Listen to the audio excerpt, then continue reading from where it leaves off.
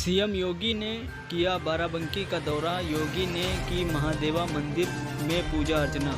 उत्तर प्रदेश के जनपद बाराबंकी में योगी आदित्यनाथ ने बाराबंकी दौरे पर रहे। अपने इस दौरे पर बाढ़ पीड़ितों को खाद्यान्न सामग्री बांटने के बाद सांसद और राज्य मंत्री समेत पहुंचे महादेवा मंदिर, जहां पर उन्होंने पूजा अर्चना की। देखते हैं ब्यूरो की खास रिपोर्ट बाराबंकी।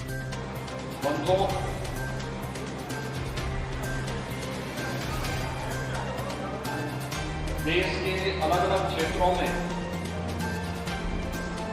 इस सीजन में बाढ़ और तमाम प्रकार की प्राकृतिक आपदाएं आई हुई है। उत्तर प्रदेश में वर्तमान में 75 जनपदों में से 37 जनपद ऐसे हैं जिनमें सामान्य से कम बारिश है या सूखे की सी स्थिति है, लेकिन 38 जनपद ऐसे हैं जिन जनपदों में सामान्य बरसात या सामान्य से अधिक बरसात हुई है। और ये सामान्य से अधिक बरसात के कारण या अन्य राज्यों में अधिक वर्षा के कारण, खासतौर पर उत्तराखंड में अधिक बरसात के कारण नदियों में कई स्थानों पर जल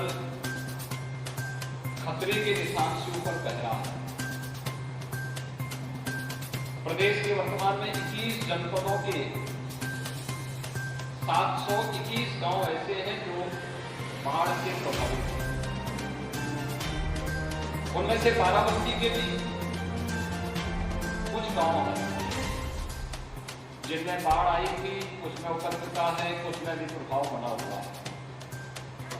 मैंने बीच में प्रभारी मंत्री को भी जनपद के निरीक्षण के लिए भेजा था।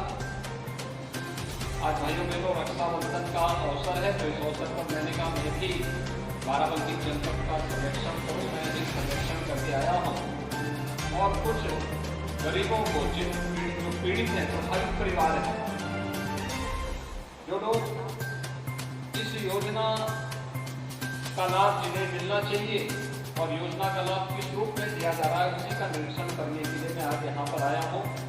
जैसे कि कार्यक्रम दूसरी जगह में था, लेकिन मुझे लगता है कि इस वर्ष मैं बाबा लोदेश्वर नाथ जी का दर्शन नहीं कर पाया था और बाबा की रात को ऐसी कृपा हुई कि ये बगैर देवादिदेव महादेव भगवान लोदेश्वर जी की कृपा की बगैर नहीं संभव है।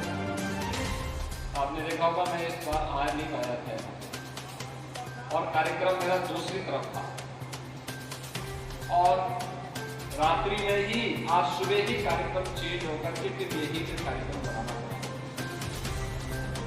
लेकिन उन सबके बावजूद हमारे जनप्रतिनिधियों ने, प्रदेश सरकार के मंत्री सतीश शर्मा जी हैं, माननीय सांसद जी हैं, विधान परिषद सदस्य भी हैं, विधायक गण हैं, जिला पंचायत के अध्यक्ष हैं, ब्लॉक प्रमुख गण हैं, सबने मिलकर के व्यवस्था बनाई और उसी क्रम में मैं आज यहाँ पर आपके बीच में आया हूँ। हर पीड़ित के लिए शासन ने व्यवस्था दी है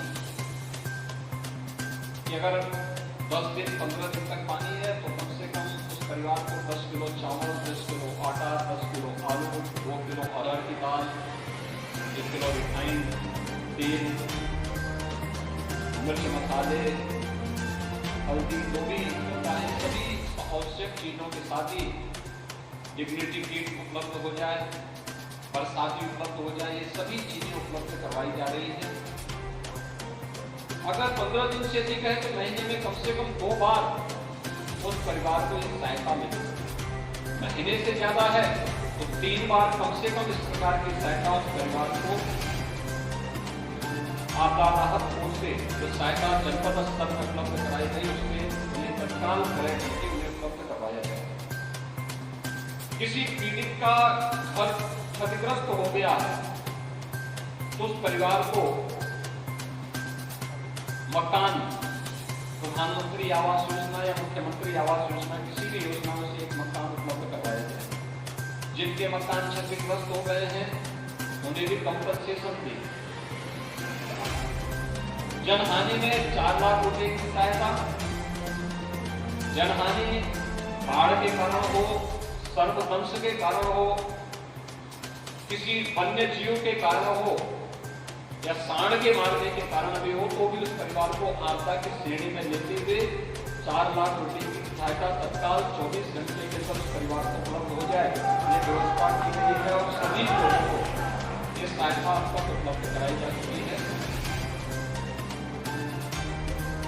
अगर किसी आपदा के कारण व्यक्ति शारीरिक विकलांगता का शिकार होता है तो विकलांगता के अनुसार उस परिवार को भी आर्थिक सहायता उपलब्ध करवाई जाए।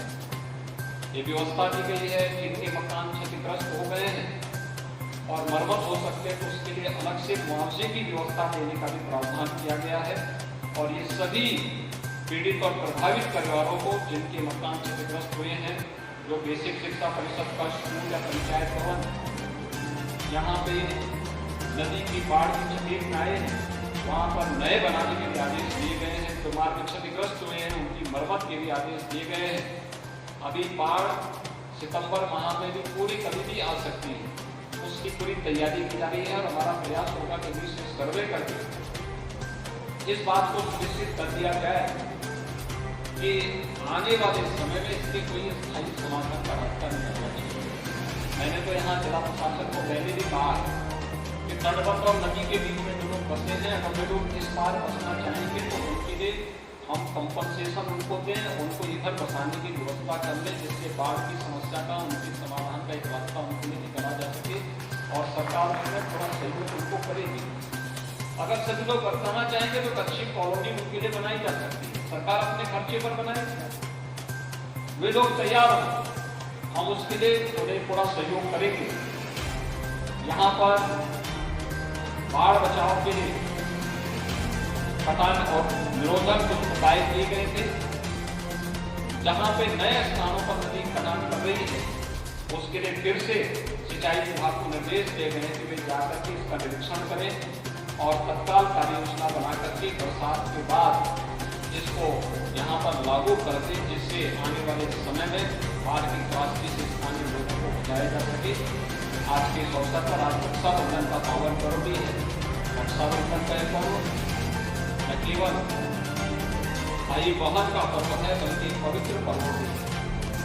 हम इस अवसर पर समाज में गरीबों के साथ, पीड़ितों के साथ, वंचितों के साथ खड़े होकर के न केवल उनके साथ सुरक्षा का एक कवच बने बल्कि इससे समाज की सुरक्षा और राष्ट्र की सुरक्षा को मजबूती बनाने में हम सब योगदान दें।